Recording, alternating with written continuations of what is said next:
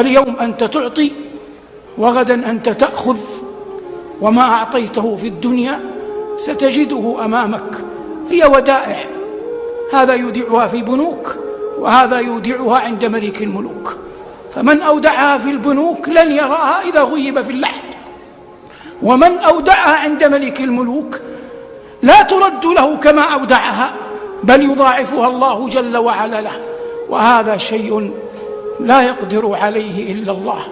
فالإنسان يودع الله جل وعلا ماله، يودع الله جل وعلا ركعات في الأسحار، يودع الله صلاحا وبرا مع والديه، يودع الله كلمات طيبة مع جيرانه، يودع الله خطوات يحتسبها إلى المساجد، يودع الله أبناءه يربيهم على الدين، يودع الله حلقات ومجمعات قرآن ينفق عليها ماله عله أن يجد ذلك عند الله، يودع الله جل وعلا أبناء المسلمين يعلمهم ما يدلهم ويرشدهم على الله.